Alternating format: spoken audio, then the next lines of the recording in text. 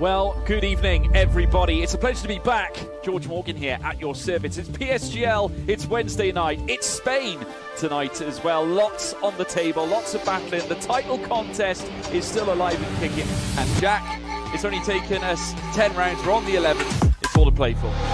Boromant goes on the inside and takes the lead on the final lap of the race. Now it's side by side between Boromant and Warner, but Boromant's got the inside. Literally a guest star here in this phenomenal race. Cameron Dowd looking to take P2 in his very first PSGL F1 PC race. Incredible to say the least. You see that Putin to lead. 1.5 seconds. DRS is the name.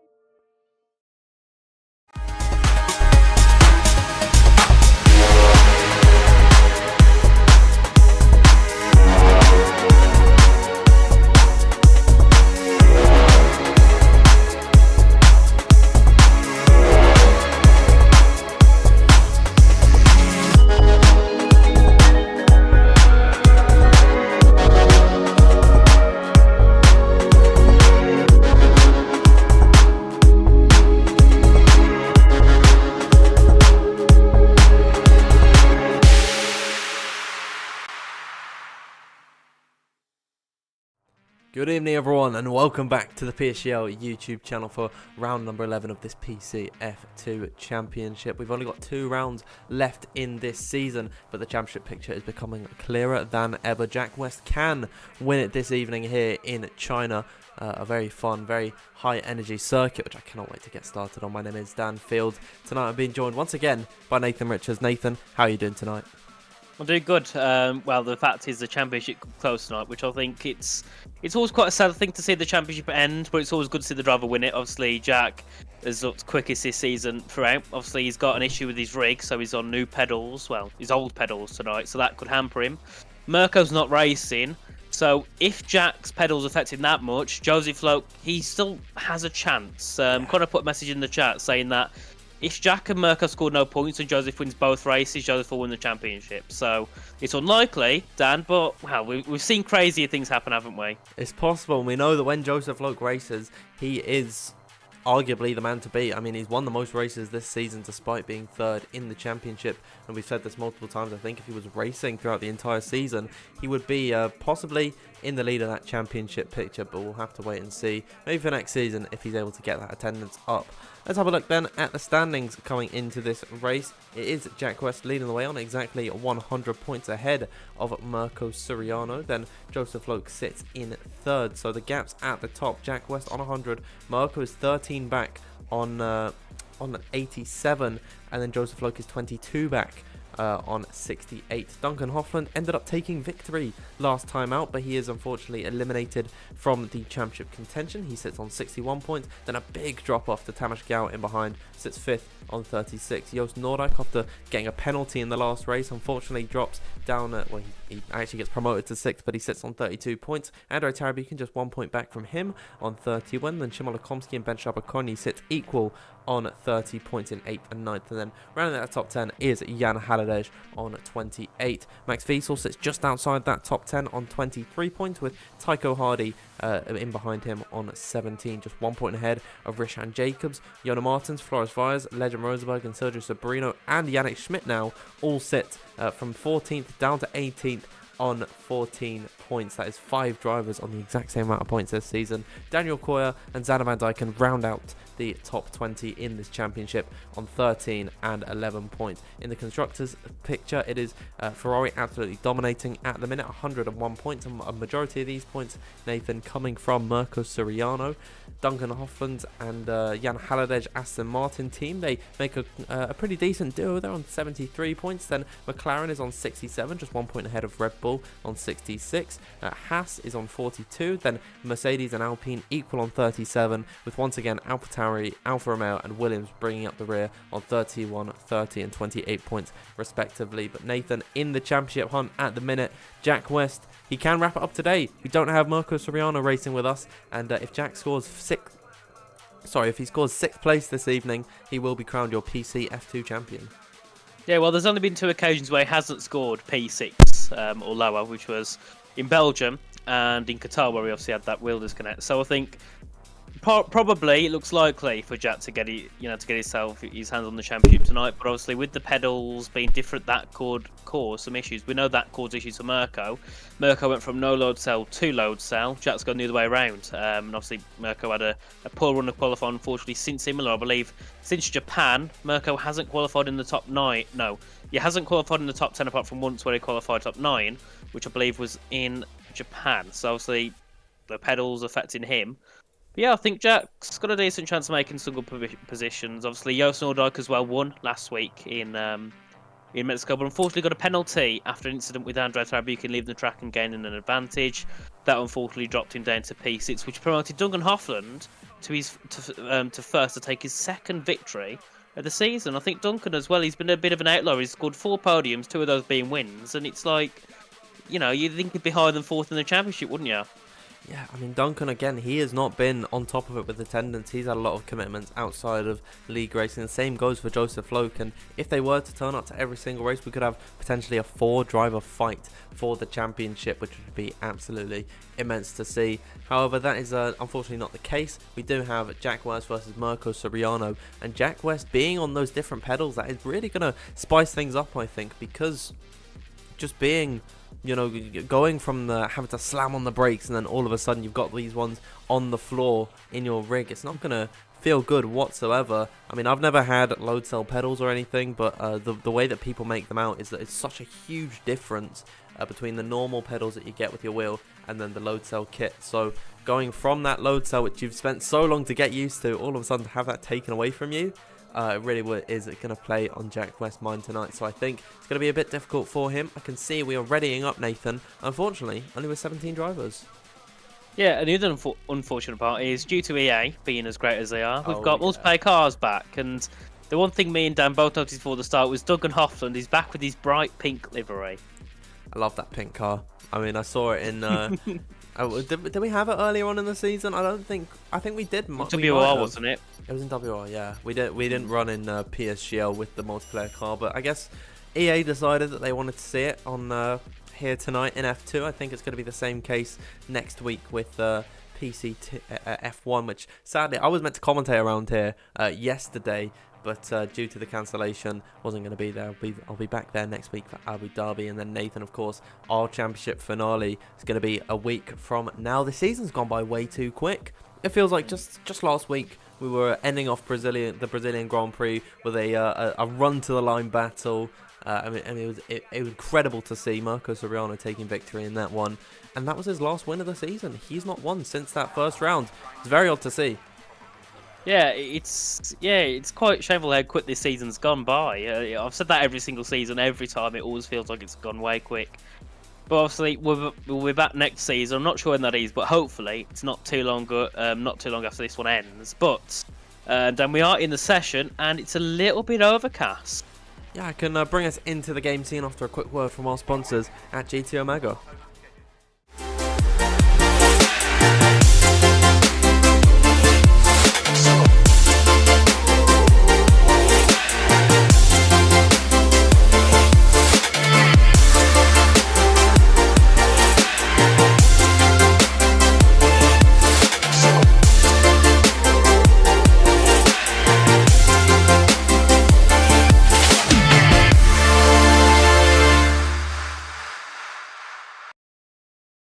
Welcome back, everyone. Trackside here in China for the first time since season 33. Last time I was commentating around here was actually in season 29. So Nathan, this is some uncharted territory for me. I really haven't had any experience in the near past around this track, but it is incredibly fun to drive. I think I really do actually love this circuit. Should be a fun one tonight.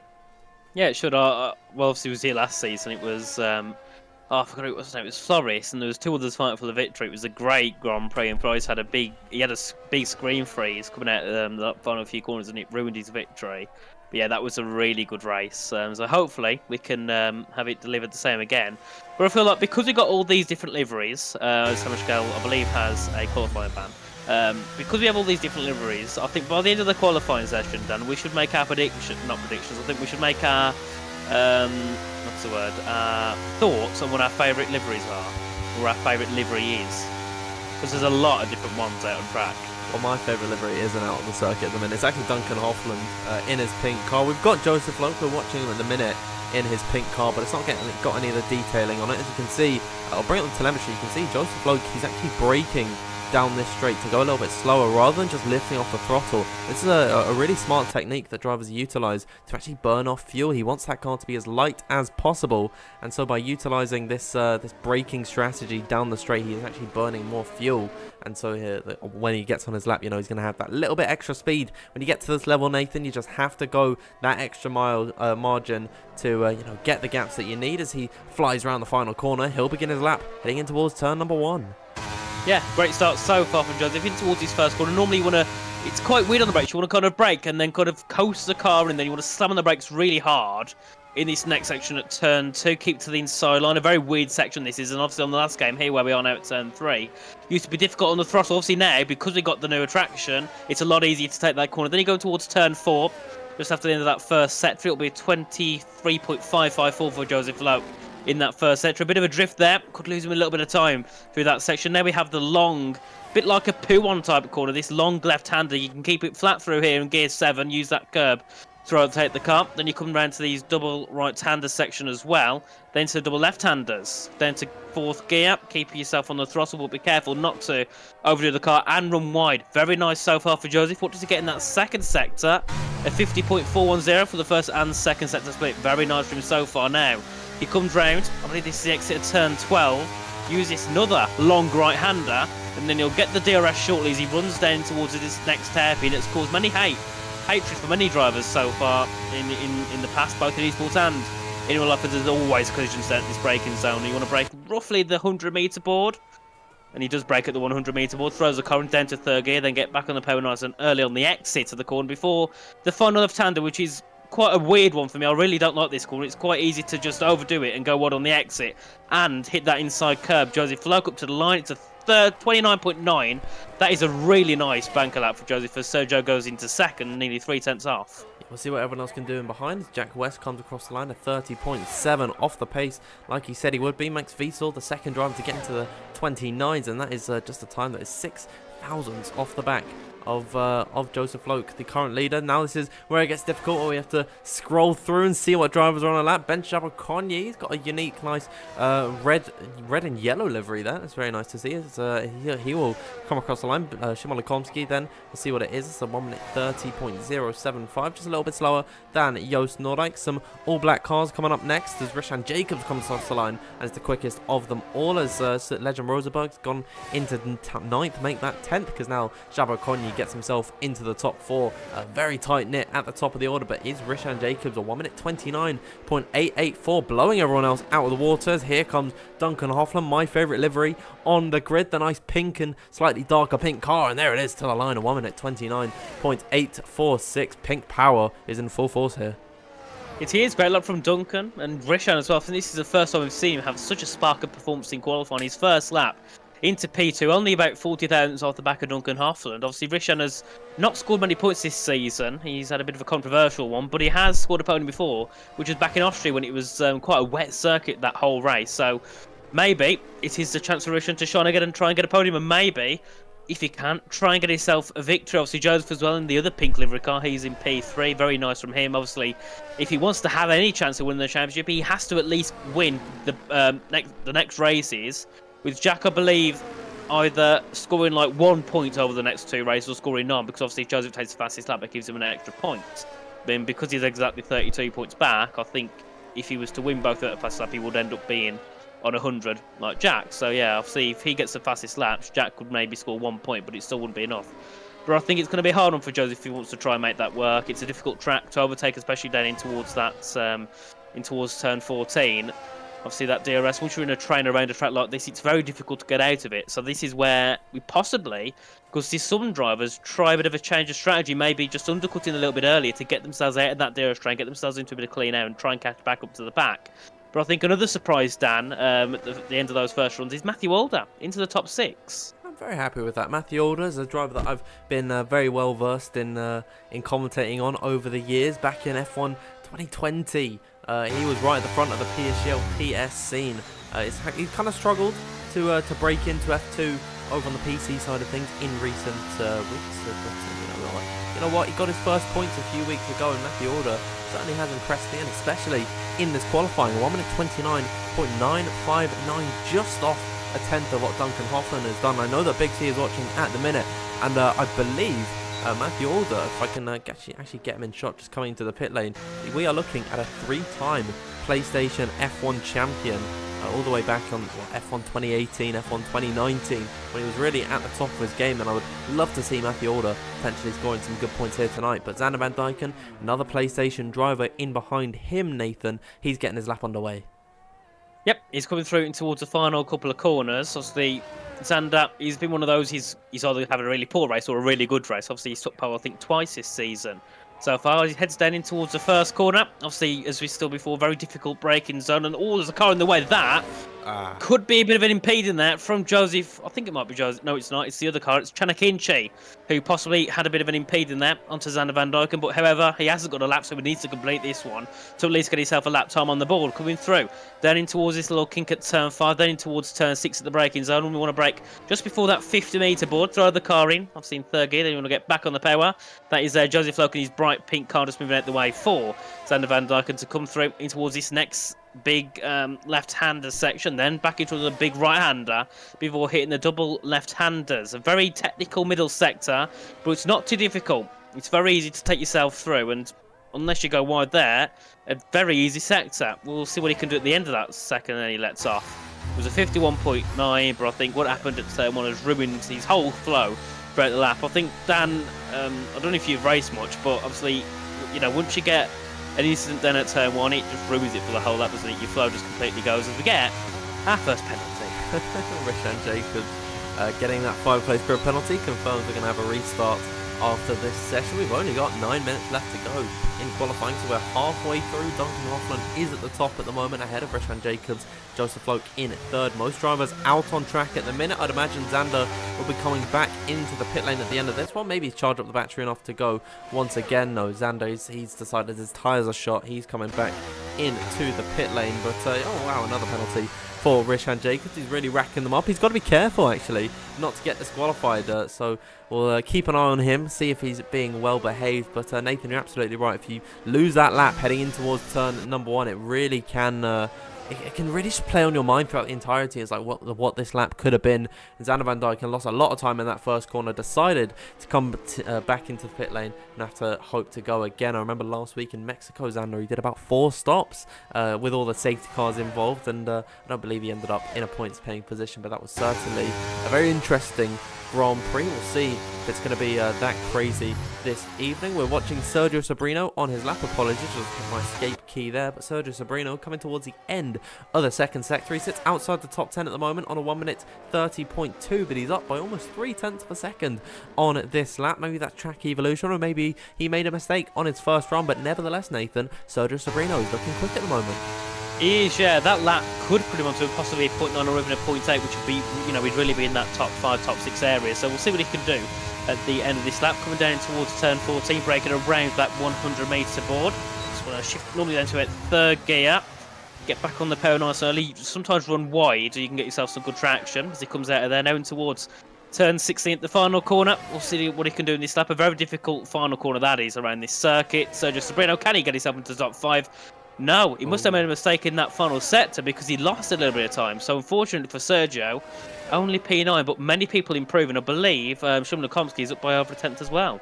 Shimon Lukomsky, I'm going to bring him up. He is currently in that final sector. We get terrible camera angles come through here. It's all right on board with the Polish driver at the moment. He's got a very unique car, of course, in that red and the yellow. It's really nice to see. It stands out above the rest as now he slides his way through that hairpin corner. There's Joseph Loke to the line on 1 minute 29.681 from the Englishman. That is an incredible lap time from him, as now here comes Shimon Lukomsky off the exit of the final corner. It's going to be 1 minute 29.8 as well. We'll see who's up next. It is Max Wiesel getting himself into P2, but not close enough to really contest Joseph Loke at all. We'll see Ben Konyi come through the final corners at the moment. He's got, I believe, Jack West just up ahead of him. Jack currently down in 15th place at the moment on a 1 minute 30.7 on his old pedals. He really is struggling for pace here. 1 minute 30.251 is not going to do it whatsoever, as now as Ben Shabakoni's come across the line with a 1 minute 29.951. I don't believe he jumped up any positions. There's D Daniel, that is Daniel Koya.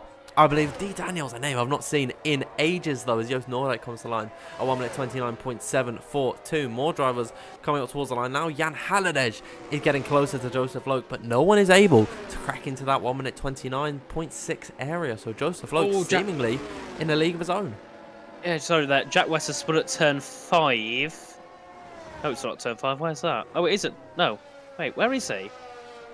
He's completely off track. That's oh, he's at the exit at turn 6. There we are. I was on the runoff. I was struggling to see where I was, but he was on a runoff section. So yeah, Jack's made a mistake there. But Duncan was up by a 10th in the middle sector, and I think he was down by just under half-tenth when he crossed the line. So obviously could have been possibly a P4 for Duncan if he could keep it through that final through the final corner. But Jan Harday in the top 2, great runner shown for him. He's been one of those drivers this season where he's had a really good race, or he's been quite far back in the field. So hopefully for him, he can get himself possibly a podium if he can keep that position. But obviously from what we've seen at the start of the session, Christian Jacobs at one point was P2. He's now down to P9. He had a mistake on his middle sector as well, so that's why he went back into the pits. And I believe we'll be getting ready to set his final runs. But Jack West, very unfortunate. Championship leader, needs to be P6 to win the championship tonight. And at the moment, Dan, that, for once, doesn't seem that likely, which is a big thing to say for Jack West. Well, Nathan, the last 2 races has had Jack West quite far down the order at some point. Actually, no, Saudi Arabia, to be fair, he was in a pretty decent position. But certainly last week in Mexico had Jack West not really in contention for a race win or even a podium at that.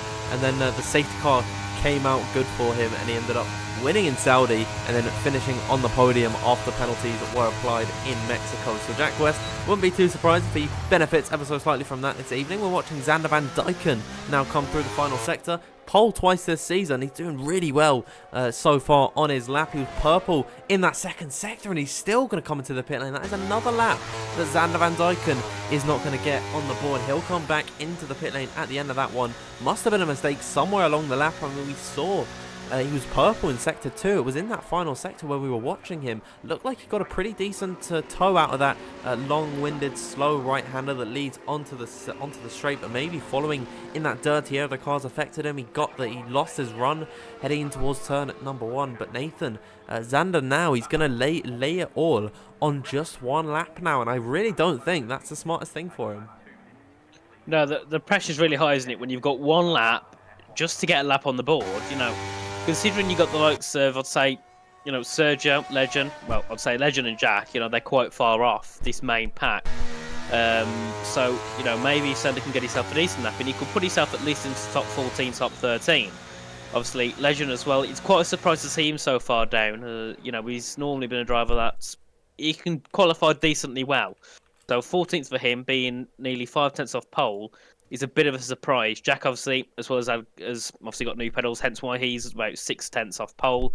But we've got Duncan Hoffland there on track. We've got Sergio Sabrino and Ben Shabakoni, the first ones, 8 onto the circuit. But we've got 2.5 minutes left to come down to the final moments of qualifying. And, well, with how close the grid is, anyone could take part at this point, couldn't it, Dan? Absolutely. I'm really excited to see how this all ends out. Let's have a look at the gap to the leaders. At the moment, you can see Joseph Loke seemingly in a league of his own, but however, Jan Haladej just 400th back from him. Joost Noordijk a further 200th off, and then Max Wiesel less than a 10th to the rear of Joseph Loke. So even though no one's been able to crack into that 1 minute 29.6, it does seem like it is a very close qualifying. And then further back down the order, we see Daniel Koyer and Matthew Alder on the exact same time, a 1 minute 29.877. Now the name D Daniel is something that I've not seen in ages when I commentated on him back in F1 2020, again on the PlayStation.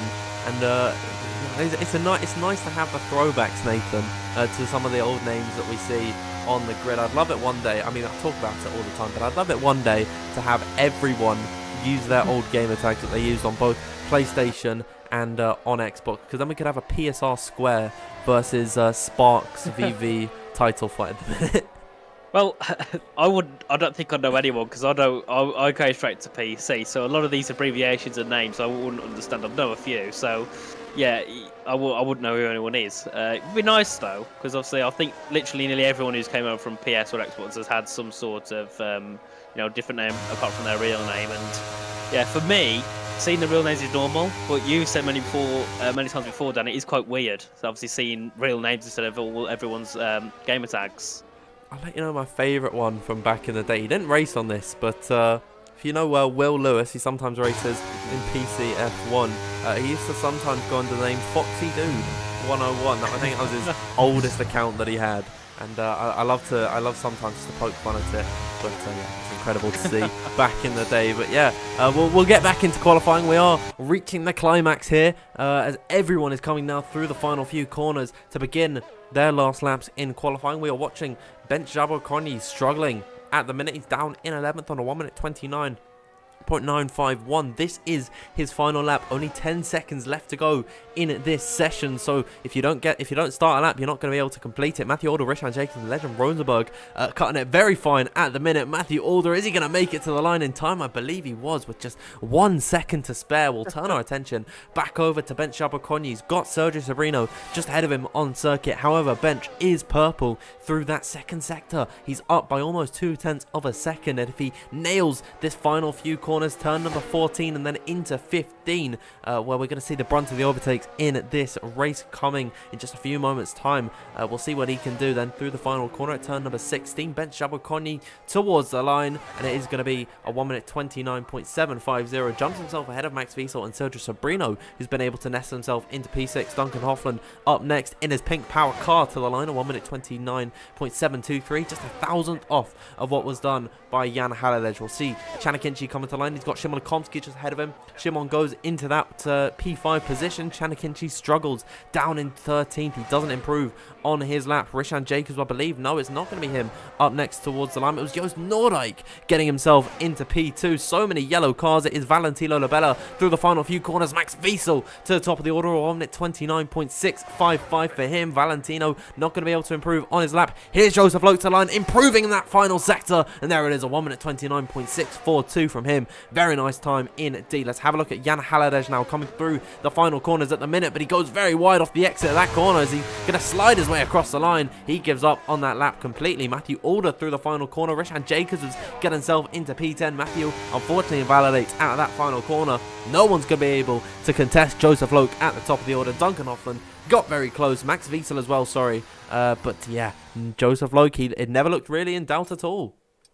For me, the biggest surprise, Xander Van Dijken in the top 3, just a half a tenth off of Joseph Loke. That, considering you left it to 1 lap, was great, but look how close it is. The top 11 separated by just under 1.5 tenths of a second. Wow. Oh, that is such a close gap. The top 6 separated by less than a tenth. Less than a tenth. Shimon Lekomsky Shimon and Bench was so close to getting within that tenth of Joseph Loke. We are in for a cracking Grand Prix in just a few moments' time. We are going to have a lobby restart, but you can see the classification on your screen. Joseph Loke starting on pole ahead of Max Wiesel, Xander Van Dijken and Joost Noordijk making up that second row. Jan Haladej and Duncan Hoffland in row 3. The 2 Aston Martin teammates actually in there. Then Shimon Lekomsky and Ben Jabberconny in 8th and 9th. Round at the top 10 was, I believe, Daniel Koya and Rishan Jacobs. It was, truth be told, I can't remember who was where. But Nathan, the key thing, no Jack West in that top 10. No, Jack West 15th. I think he was about 6 seconds off pole. But for me, another big surprise was Richard Jacobs. At the start of the session, he was looking really, in such a good position. He took provisional pole at the start, but he's in the top 10, over a tenth and a half back. I think it was like 1.2 tenths back, which isn't very good for him considering how strong he was looking at the start. Considerably, he has dropped back, and by what, 8-9 positions to where he was. Which is a big shame for him. He obviously didn't get a second running because he invalidated. Then his obviously third run was his final one, and obviously just didn't get it to a T, which he probably would have liked. But we do have a restart, of course, like we do nearly every week. Apart from, was it Imola, the only race where we haven't had a restart? I think so. Isn't it? I mean, it was such a rare occasion, but it was so long ago that I don't remember it. Yeah, because everything at Imola was just perfect. Honestly, we didn't have a restart. The driving was insane. I don't think we had any stewards reports after that. I mean, take me back to Imola. Mexico was fun, but it was too much for me. I'm getting old in this commentary business, and I can't handle much more of it. But Yeah, hopefully China is going to allow for everyone to put the reins back on, just chill out ever so slightly coming into this one. I'll remind everyone of the standings on your screen. Jack West starting outside the top 10 and in 15th position.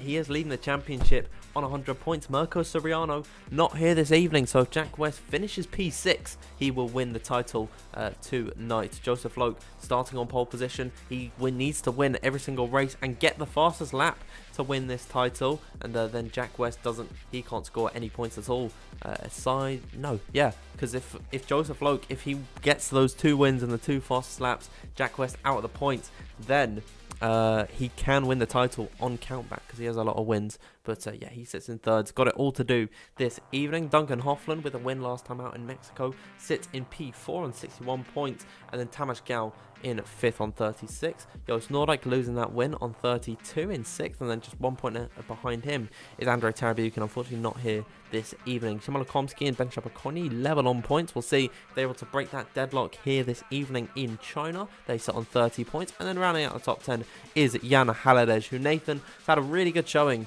in the last few weeks, and he's starting inside that top 10. So I think maybe Jan Haladej has got a decent shout at maybe getting himself into that top 5 by the end of the season. Yeah, because the gap's 8 points between 5th and 10th. So if he can keep his pressure on the back of the P4s, the P3s, he's definitely got a chance. I think Jan is one of those drivers where the points don't really show how great of a driver he's been this season. He's had a couple of poor races, yes, but he's always been really quick. He's had some great qualifying acts. The points haven't really showed for it, and I do feel for him in that way because he should be a lot higher than 10th in the standings. He should be in the top 5, top 6 at some points in this championship. He should be in the top 4 or 3 because he's had some really good races. Same as those of Duncan Hoffman, who at some points has shown championship leader quality races. Just obviously had a few absences. He had a couple of races earlier on, so that is why he's not where he should be. And Joseph Loke as well, another driver that would easily be fighting for the championship if he didn't miss out on 4 races. And Joseph as well, one thing to talk about him quickly, I saw something on Twitter earlier on about the Aston Martin Young Driver Award. I believe he is now one of the top 4 finalists. Wow, I didn't know that. Is this some event or is it real life racing? Aston Martin, they get a chance to drive in the car. A real if they F1 win. car? Or the Yes. safety? Wow. I'm rooting for Joseph Loke then to win that. I mean, that would be so cool to have a league racer, fighting it out. Well, not fighting it out, but driving a real F1 car. I mean, I don't think it's ever been done before. We've seen real life racers in league racing, but I don't think anyone has had the success of Joseph Loke. Arguably, you could say Lucas Blakely beating Sebastian Vettel at Race of Champions. That was a pretty big achievement, but Joseph Loke consistently fighting in a really strong position in GB4 and then last season in Formula 4. It really does come to show how these league racing sort of characteristics can translate over, or maybe there's some sort of I'm losing the words, but definitely, of course, I forgot Isaac Hadjar used to be a league racer. Wait, did he? Yeah, back in the day. I remember. He used to race in my league back on F1 2020. Isaac Hadjar, I forgot he did that. But started out as league racing. Yeah, he raced. Well, he was racing in French F4 when he was doing league racing. So his attendance wasn't always great. But Isaac Hadjar, I forgot. I just completely forgot that he league raced back in the day, and now he's potentially talented for an F1 seat in the future. But I think, his league racing skills probably came from his real life racing. I think the same is probably the case for Joseph Loke. But it shows how similar these can be. If you're quick in real life, you're going to be quick on the game. Maybe if you're quick on the game, could mean you're quick in real life. Could be. I think Joseph, because he has obviously a lot of IRL commitments. If he could practice the amount of the amount of hours that some of these drivers practice, obviously that do esports, in the Pro Series, it'd be definitely, I think, one of the best. I think he would probably have an esports seat if he didn't already do IRL racing, because he'd be able to put a lot more time. Considering now, I think there's been a few races in the past, I know as well in WOR, where he's won or he's been in the top 3, and I've said to him, have you had much practice? No. Or I've done 1 lap or something. So, considering how quick he is off no practice, yeah, he's phenomenal talent. I'm just looking at the GB3 standings. He's in P2 at the moment, so yeah, it's not bad at all. That is very good, isn't it? Because I think GB3 is like It's like British F3, but it's run by a different company to British F3. I'm gonna look up the standings. Oh wow, Linus Lundqvist was a champion back in the day there. I mean, it is really cool having all of these guys in these real life racing scenes. I'm trying to see. I don't think he does race there anymore. I did know someone that raced in GB3, I think last season. Alex Dunn races there. That's cool. Joseph Loke hasn't got a Wikipedia page next. Nathan, we're gonna have to fix that one up. And write. Has he not got one? He's not got one. No, all of the other drivers, they have links on them. But then Joseph Loke, he's not got his. So I think we're going to need to write one up for Joseph Loke and talk about his success here in PSGL and name drop ourselves for, spotting the talent or whatever. But yeah, Joseph Loke, I mean, someone needs to get on that. Needs to write him up a Wikipedia page. Nathan, coming into this race around China, I can see in the lobby we have got sunny conditions, or at least dry track here in China, and I think in the wet would be terrible to witness. I do remember though, back in F1 Esports, I think maybe on F1 2021, Jan Ortmir went from 14th to 1st in F1 Esports around China. 14th to 1st? Something like that. Well, Jack... He's 15th. That's not, it's not far from where you are. So maybe 15th to 2nd for Jack, which would be. I don't think I'd quite believe it after the race, but well, anything can happen. We've seen people win before from the back of the grid multiple times due to safety cars. Which, to be fair, I think it was Rishan was saying to me the other day that Jack has been helped by the safety car on like 4 occasions this season. Yeah. Well, he's had a lot of luck. That's no discredit, though, to Jack West. I mean, he definitely has been, I think, the best driver over the course of the whole season. When Joseph Loke turned up, he looks to be quicker, but of course, he's not been here every single race, so Jack West definitely is deserving of his position, I think, as a championship leader. And then Mirko Soriano really has struggled in the last few weeks, and of course, he isn't racing here tonight. I think if Jack West, if he isn't really quick this evening, I think we will have a championship finale in Abu Dhabi, but it is going to be 13 points to 100 at the very least. So Mirko Soriano, even in the next race, is going to have such a hard time fighting for that championship that he might have to start looking potentially in his mirrors at Joseph Loke in behind, who is starting on pole, Nathan, in this Grand Prix. And it's going to be very interesting to see if he's able to hold that lead coming into this one. We are loading into the lobby, so I can bring us over to the game scene and we can see what the weather's looking like. It's nice and sunny here in China. However, slight cloud coverage I have. Maybe that's just the sun in the distance, but it does look a little bit hazy here. Yeah, it does. It looks quite hot at the moment, but obviously we'll see if the weather changes throughout the session. China's, I think, been known to have wet races quite often in the past, in league racing and IRL, so maybe we'll see a change of weather, but I don't think that will be much of the case tonight. And well, we're in the awkward moment where we have to try and guess when we're actually going to start. And Dan, one quick thing to bring up is no one knows who their pit box teammate is. This could cause issues, especially if it's guy in P1 and P2. I mean, it is really annoying that is the case, and you could just be sharing with anyone at this point. So, Joseph Loke can pit. Max Wiesel comes in behind him. They just happen to share the same pit box, and then they, Max Wiesel's race is completely ruined by that double stack. Hopefully it doesn't happen this evening, though. We are getting ready for the start of this Chinese Grand Prix. 5 red lights. And we are underway with no sound on our screens. There we go, heading in towards turn number 1. It looks to be a good start from Joseph Loke, as now Max Wiesel is being pressured by Joost Noordijk. They're 3 wide in towards turn number 1. Joost Noordijk goes up the inside. He'll have the inside once again for turn number 2. However, it's going to switch back round to the left-hand side for the next corner. However, Joost Noordijk is going to be able to hold that position ahead of Max Wiesel, who starts on the hard compound of tyre. Jan Halliday fighting it out with Xander van Dijken, coming up towards this hairpin when we could see some late lunges. Oh, Max, that was Jan Halliday going so far off the circuit. I think maybe a late move to the outside for Max Wiesel. Now they're all stacking up, sort of checking up into each other. Jan Halliday sent down the order. Luckily, he avoids the back of Max Wiesel there. Yeah, and Benjamin McConnell doing exactly what he did last week. Onto the soft tyres to start the race, try and work his way through the field, and then, hopefully, try and get himself probably victories. That's legend Rosenberg dropping down. He's had an incident. He's off the circuit down at the exit. I believe that's turn 8. So he's had an incident, I believe, with Jack West, who's also a second back. Dan, Jack is struggling a lot.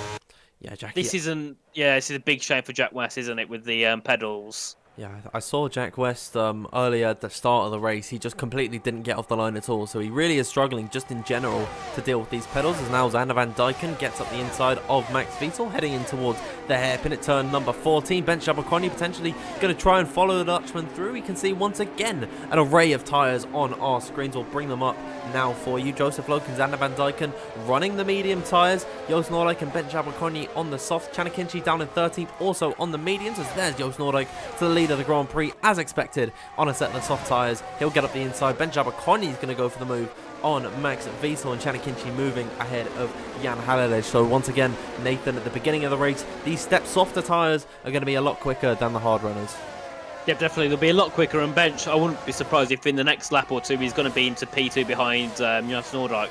But I think the thing that Joseph and Xander know is they're not going to fight too hard, because these soft tyres will die in around 7 or 8 laps time. So as for now, they can just stick behind in DRS and they don't really lose anything, they don't gain anything. So it's quite good for them, and also it means likely they could lose 2 competitors throughout the race, because when you switch over to the hard tyres and everyone else is on mediums or softs, you're going to be, quite a bit further off the pace. So that could be an issue for both Joost and Bench. But if maybe safety car comes out lap 7 or lap 8, that could help them heavily and put them into a perfect chance to take victory, or put themselves into that top 5, top 3 area. But further down, there's not really much happening. Jack West has got himself just back inside the 1 second. Tamas Gallo, I believe, also had an incident on that opening lap. Mission Jacobs also moved himself up into the top 9 there behind Daniel Coyo. And then Sergio Sobrino, I believe, qualified in the top 7 and has dropped quite far down as Ben Shabakoni takes P3 in towards turn 14, and Chanakinchi into P11 also into turn 14, getting an overtake there on Matthew Alderbury. He's on the medium tyre, so he will be quicker than Matthew. Yeah, we saw Bench go for that move up the inside. Very well worked, clean move for him there, and he takes the fastest lap with him. So Xander Van Dyken relegated down into P4, but he's not going to be too worried about that. He knows that Bench is on these soft tyres, and in fact it is actually the 2 runners that we saw last time out in Mexico running the soft tyres at the beginning. Joost Noordijk and Ben Shabakoni going for this aggressive early strategy, and it worked out for them in the race. Of course, Joost Noordijk won it on circuit, but unfortunately took that penalty for going off track and gaining an advantage. Ben Shabakoni finished 3rd in that race, then promoted to P2 after Joost's penalty. So it worked out for them last week. I mean, don't fix what's not broken. However, Joost Noordijk is struggling to get away from Joseph Loke, and now with the DRS, Nathan, being enabled, surely that's going to invite Joseph Loke to go for another move once again down into turn number 14. Yep, could definitely be a chance for it. Legend Rosenberg got through Jack West at turn 6. Jack's now a second back from Legend. Legend's 2 seconds, well-ish, back for 1.5 seconds back from Tamas Gal. As Chanakinchi yet again looking to make moves. He's right on the back now with Sergio Sobrino, who's just inside that top 10. And then we'll look back at the front quickly then to see if Joseph goes for an overtake on Joost Noordijk. He will at this point. You think he'd just sit back and use that DRS, but obviously Joseph, we know, he does many different things in a race. So does he go for the lead? Well, he will. He does take the lead in towards turn 14. Pops himself just ahead of Joost Noordijk, and then about a second-ish back off those two. Is Ben Shabakoni obviously would like to get himself a little bit comfortable in this race, and being 8 tenths back, you're not that comfortable at all, because you're only 2 tenths away from being outside that 1 second. And we know around a track like this, considering everyone all the way down to P15s in the DRS train, you don't really want to be leading it if you're in P3. No, not at all. I mean, well done from Joseph Loke to make that move stick without any battery whatsoever. He just breezed on by Joost Noordijk. I don't think Joost actually wanted really to defend that overtake, because if he did, he'd have held that inside line and then used a bit of the battery. However, both of them sitting on very decent chunks at the moment. Joseph Loke on 50% just about.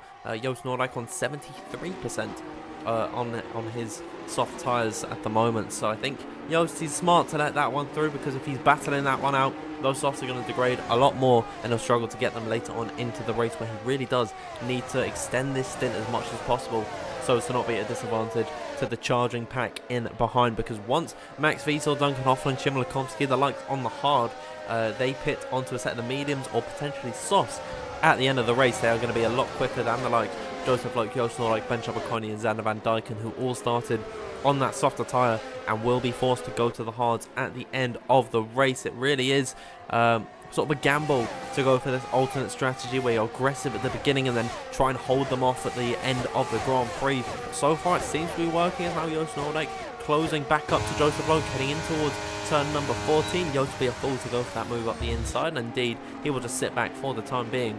Chanakinchi, though, in behind. Once again, another move. He's up 5 places in this Grand Prix. Now he's ahead of Rishan Jacobs.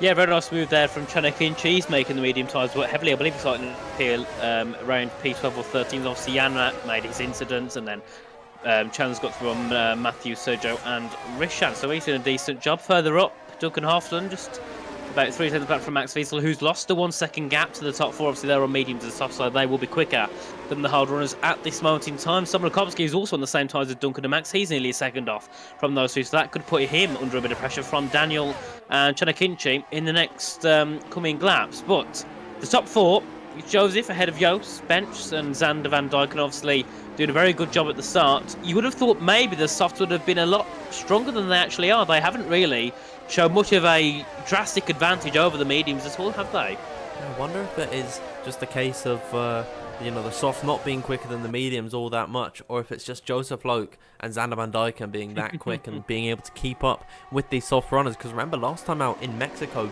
Joost Noordijk and Ben Chabakonyi completely gapped the field. I think maybe that is due to the fact that they are fighting a lot less around here. I mean, we see him just following all the drivers as they run in a DRS train. Hopefully someone goes for maybe a late move, but clean overtake up the inside. Actually, Xander Van Dijken is going to do exactly that on Bench Chabakonyi. Once again, terrible camera angles heading down the straight, because Bench is still side by side with Xander, but we couldn't tell that whatsoever from the camera angles. I really do hope EA gives some love to the spectator mode, and it gives us some better camera angles. Matthew Alder, something's happened with him. He's off circuit down at turn number 13. Turn number 14. Jan Halliday is through. Now Valentino Labella is all over the back of him.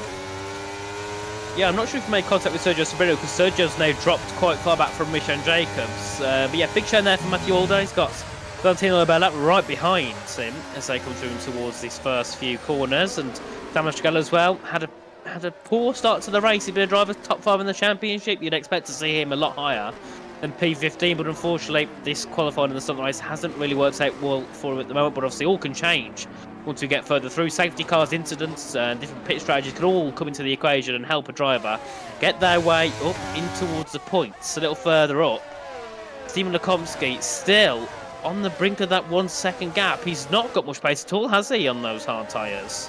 He really is struggling to keep up with Max Wiesel and Duncan Hofland, because now Max is firmly within the DRS range of Bench Chabakonyi. Just 2 laps ago, he was outside that 1 second window of the car in front of him. Now Bench, I think, is really beginning to struggle on his set, the soft compound of tyre, and this is allowing for the hard runners to bridge that gap between those who started on the mediums and softs, and were able to get away, and they've now been able to close up, as now Max Wiesel is closing to the rear of Bench. However, we'll see if he's able to make that move stick. Further back behind, Shimon Lekomsky is getting overtaken by now Daniel Koyer. They have lost a lot of time down in 7th and 8th. Now it's 1.5 seconds to the rest of the train. Max Wiesel going to stay in behind Bench for the time being, but we know, Nathan, he's a lot quicker than the Hungarian.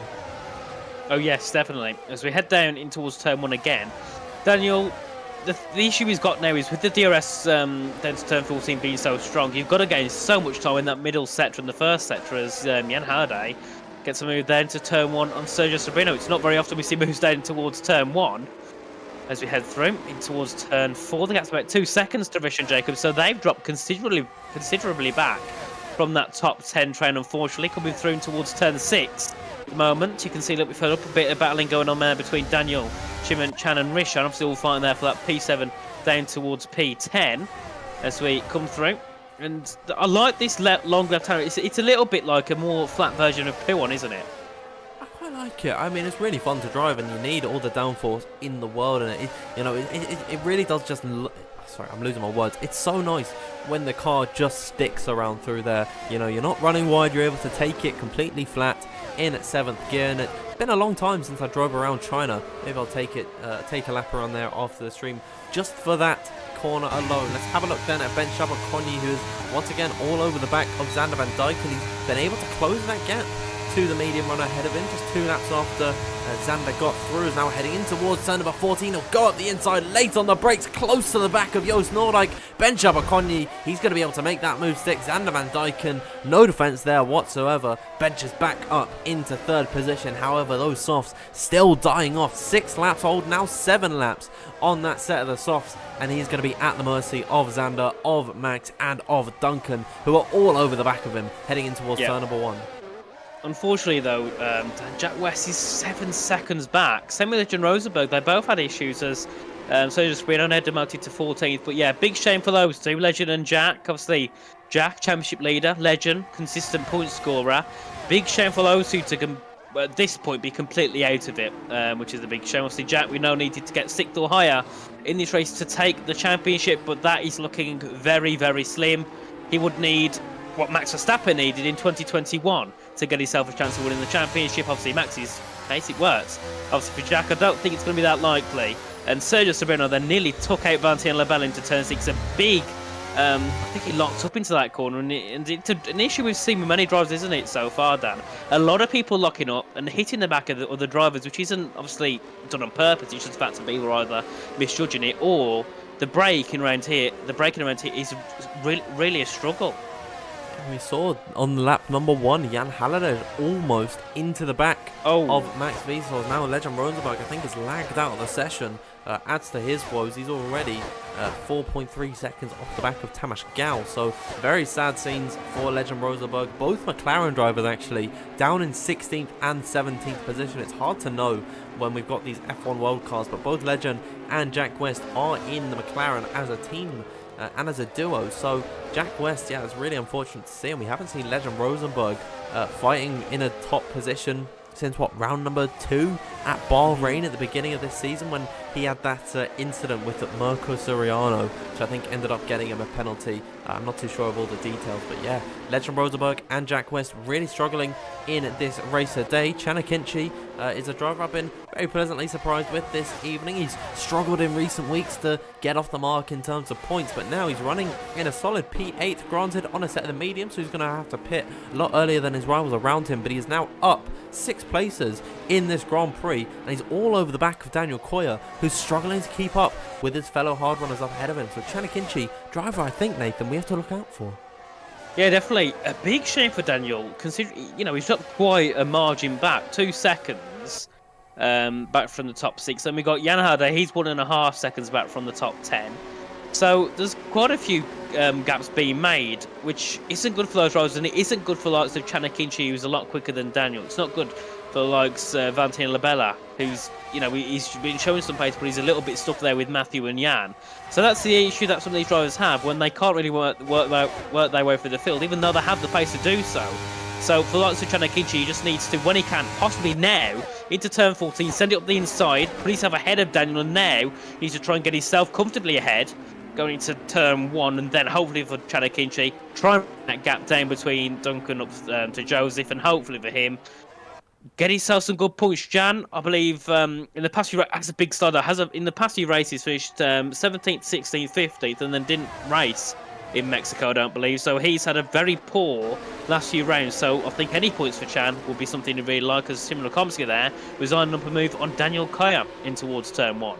Yeah, it's a good little battle they're having down in the lower end of the top 10. As we saw the gap open up ever so slightly between Joseph Loke and Joost Noordijk, because that was down in turn number 14. Joost Noordijk tried to go for the move.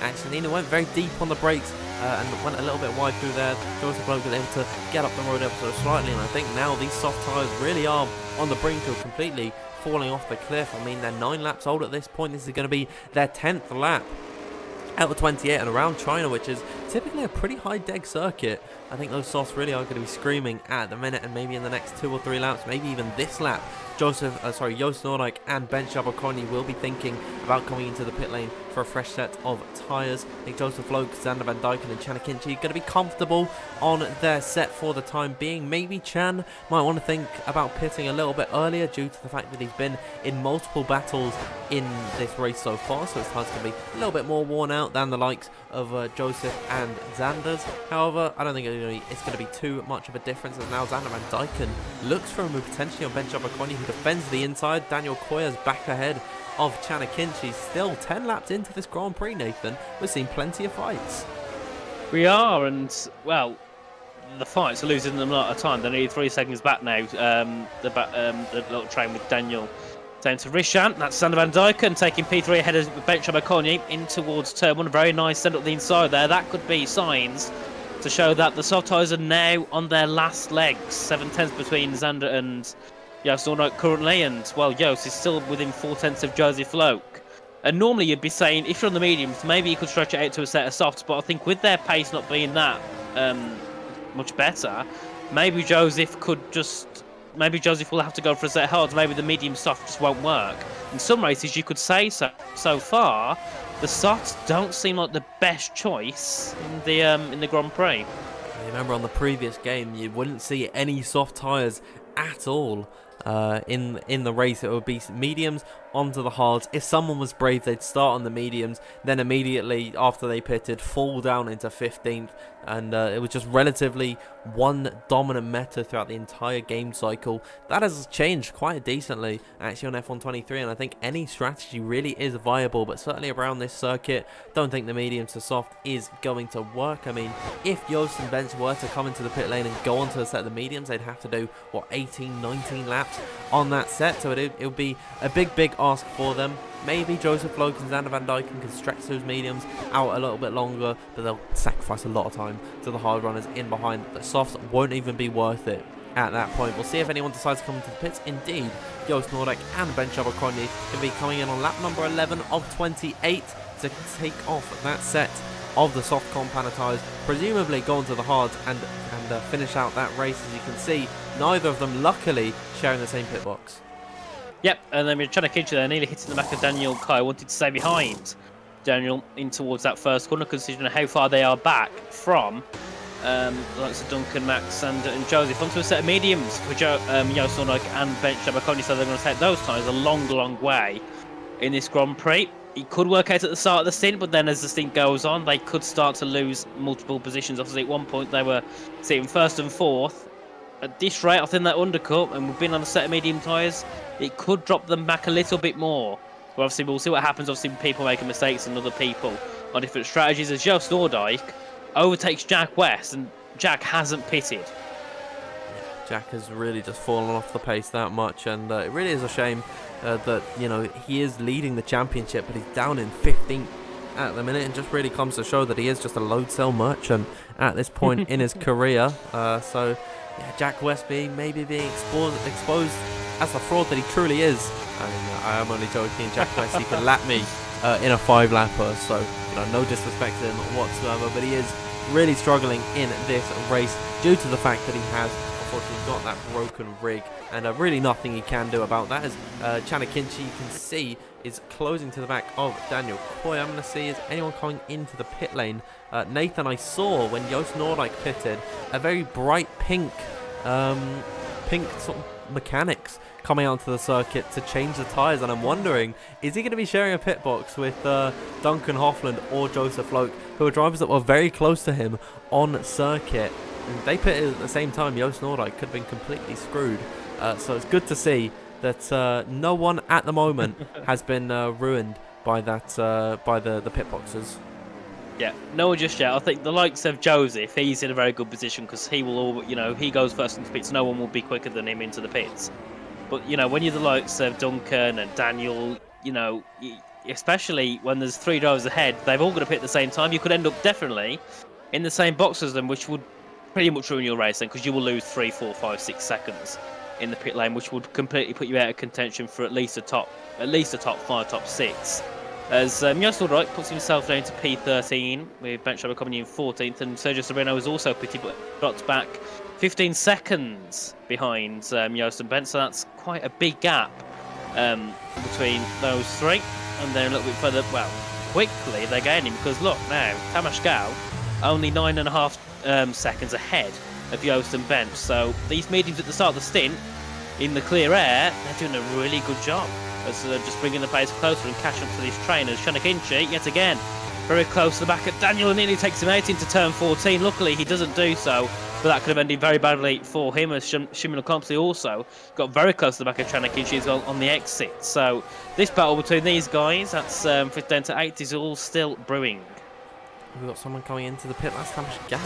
Honestly, at the hard compound of tyres, coming into the pit lane on lap number 14. So at at the end of lap number 13. So just before the halfway mark, he's coming in to take off his hard compound of tyres, which you're supposed to take longer in the Grand Prix, as now he's coming into the box at the end of the pit lane, as we saw Valentino Labella, I think. Was that the fastest lap for him there? I believe it might have been for him. I'm not too sure. I mean, someone was incredibly quick. Ben Chabaconia. I don't know why I saw Valentino Labella take that one there, but yeah, Ben Chabaconia, quickest man out on circuit. To be expected, of course, on his fresh medium compound of tyres. These guys are going to be closing in at the rate of knots to the driver in front of them, and it's just they're going to be keeping their fingers crossed, Nathan. They're not going to run into any traffic anytime soon. Yep, definitely. But now I'm starting to think, Joseph and Zander, maybe they could make the soft tyres work. They've only got to take them an extra 4 laps, so maybe it is just about possible.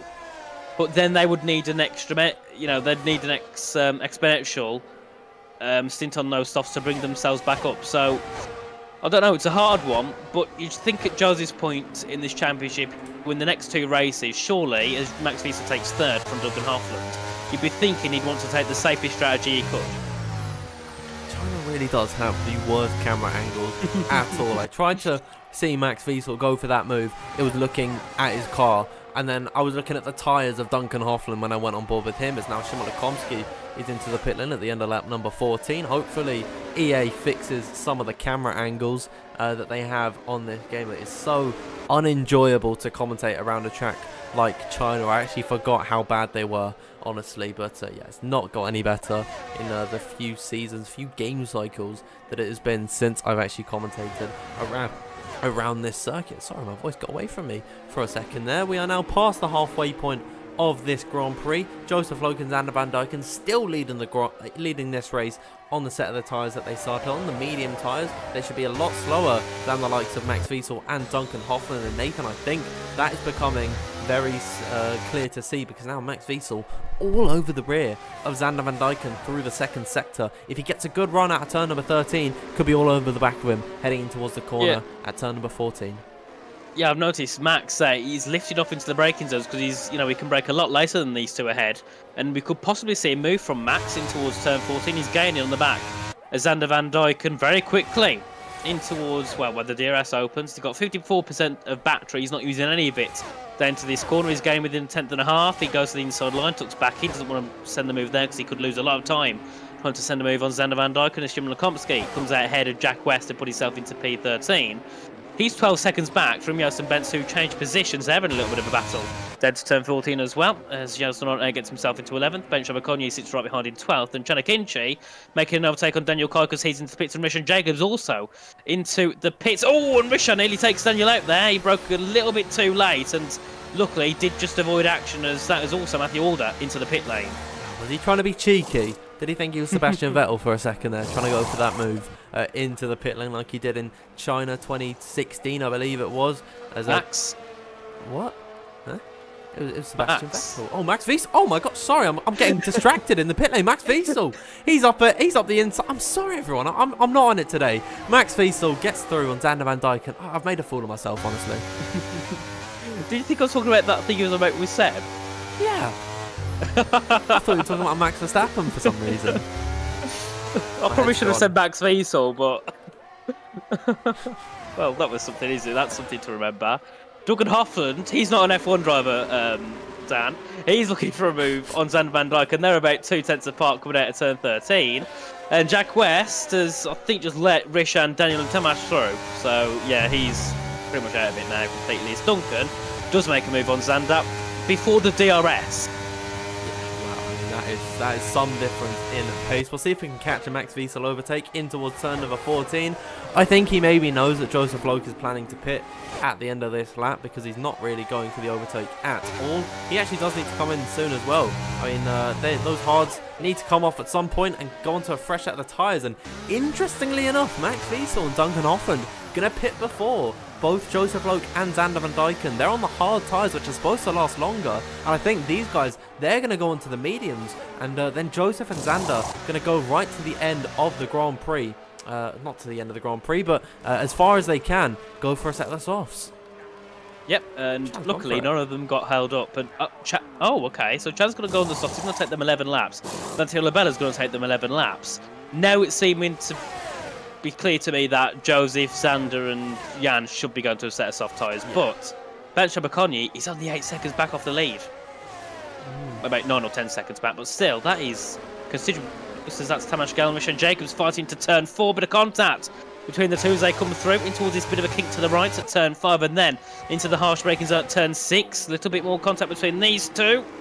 And yeah, Tamas had a big slide. He broke a little bit too late and they're still going to go side by side, but Richard Jacobs back into the top 10. A little bit icy there between the pair of them. Tamas left no room heading in towards turn number 5. Then off the exit, looked like Richard Jacobs almost gave a little bit of a tap to Tamas Gel. So Tamas is going to come off worse in that exchange. I mean, Rishan has got 2-lap fresher tyres, which is on this F123 game is an insane difference. So yeah, Tamas Gel relegated down into 11th position. He's got Sergio Sabrina behind him. Not going to be bothering him anytime soon. Matthew Walder coming for a new set of the tyres. As there is Joost Noordijk once again getting through on Ben Shabakoni. The pair of these guys all over the back of Jan Halilej. Joseph Loke and Xander Van Dyken going to come into the pit lane. Meanwhile, further back behind, Duncan Hoffland has made a move on Szymon Lekomski. Both of them have got through. As now Joseph Loke into the pit lane, as is Xander Van Dyken. Joost Noordijk and Ben Shabakoni back into the lead of the Grand Prix. Yeah, they got a massive lead now. They got a. We'll see where Max Wiesel is after he passes these cars in the pit lane. The gap is, when it shows us, 11.5 seconds.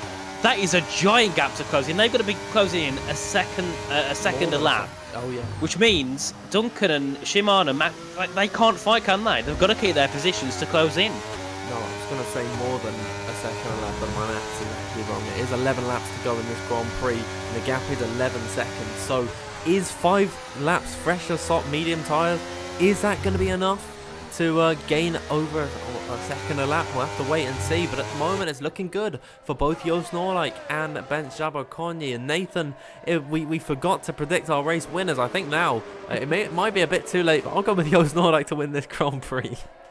Well, you go with the one in the lead. I'll go with the one who's trying to catch up. I'll go with Max Wiesel. Okay. Because he's gaining quickly. He's gained a second in his lap, so... Oh, wow, yeah.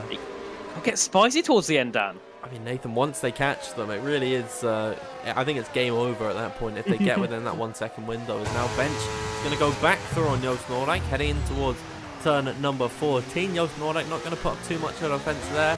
Duncan Hoffland, I wouldn't expect him to be burning up any of his battery and trying to go up the inside of Max Wiesel into the corner.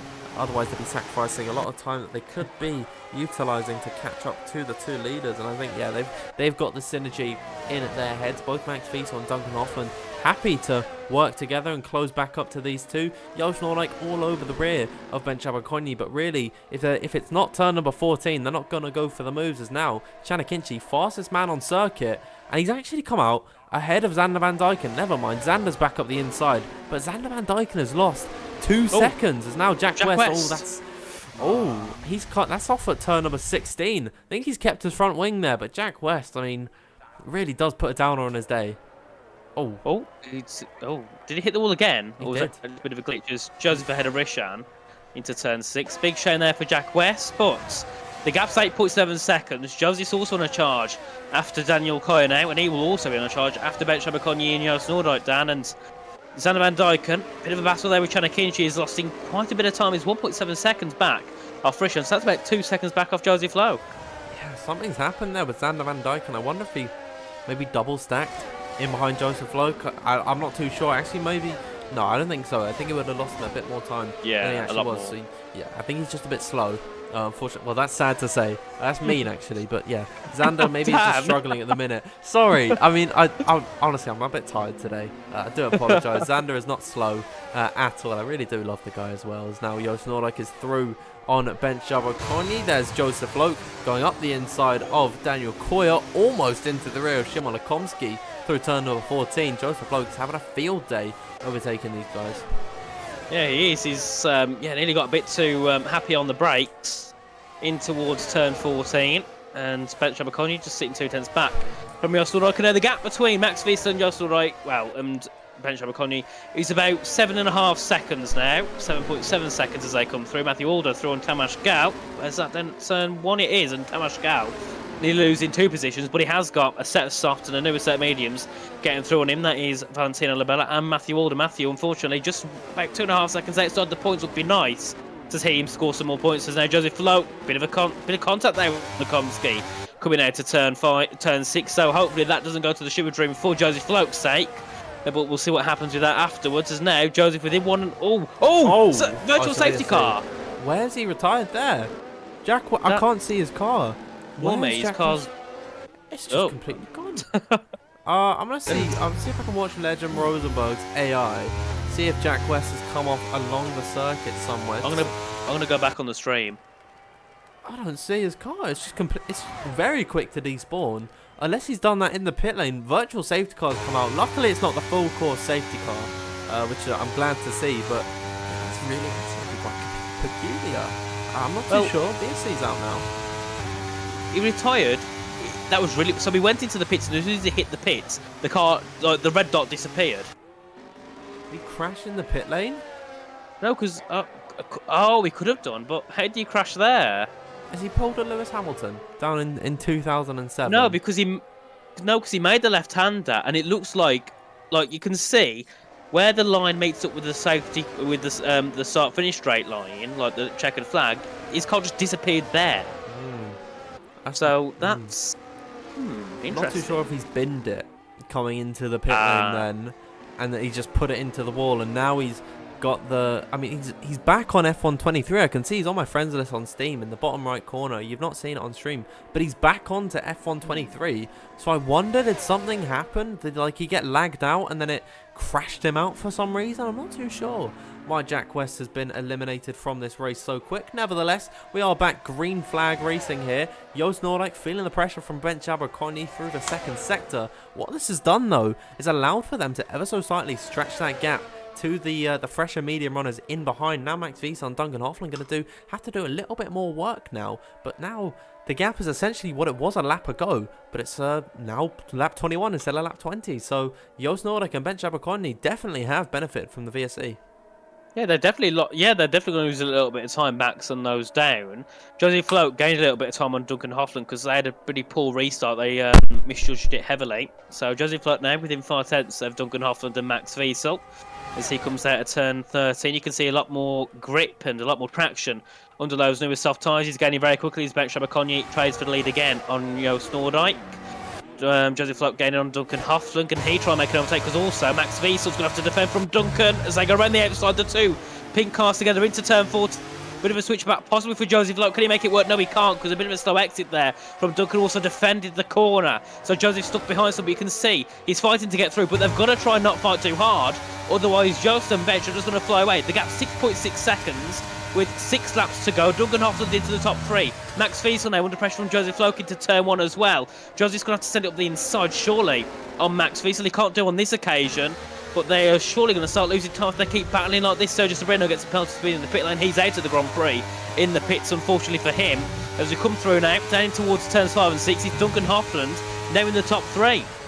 Duncan went for that move in towards turn number 1. Max Wiesel didn't defend that one too hard. This is just playing to the annoyance of Joseph Float. He was using the battery heading down that main straight, but didn't gain any time at all because Duncan Hoffman was following on the wheel tracks and Max Wiesel and was able to get through. We'll see this time by if Joseph Float is going to be able to take the fight to these two down in towards turn number 14. This is, I'd say, doing a favour to both Bench and Jos Nordijk up ahead. The laps are running out for these drivers who pitted later onto the set of the mediums and the softs, but it is still looking like it is actually in their favour. Duncan Hoffman potentially could go 2 on the trot this evening. We'll have to wait and see how it all works out. Jos Nordijk is closing further up the road and he'll get through on bench. Abercrombie heading in towards the braking zone. We're watching though Joseph Loke close to the back of Max Wiesel, who's closing to the back of Duncan Hoffland. 3 wide into the corner they go. Joseph Loke is the man on the inside. Duncan Hoffland's been caught out by the pair of them. Potentially try and make a switch back off the exit, heading in towards turn number 16. Max Wiesel though is just about been able to hold on to that position. Duncan Hoffland has lost out the most. Joseph Loke up into P4. Now here he comes back in towards turn number 1 around the outside of Max Wiesel. Really no fight there for the German driver, and now Joseph Loke into the top 3 onto the podium positions, and he's been able to make that move stick ahead of Max Wiesel and Duncan Hoffland, who's now been relegated into P5. I think that is the move that Joseph Loke needed. Now he's unleashed. He's got clear air, he's got 5 laps, he's got 5 seconds to gain on bench Abercrombie, and it's 5-lap-old softs versus 11-lap-old mediums at this point. This is going to go down to the final lap at this point, Dan. You can see the gap now just under 5 seconds. Max Wiesel still within 3/10, but he's not going to be able to fight back with Joseph too much longer. And Duncan, he's 2.5 back from Max. So I think the main battle between those two will be for P4 between Max and Duncan. And Dan, are you all right there? Yeah, sorry, I've choked on my water. I muted myself on stream, but then I unmuted. I thought I was done.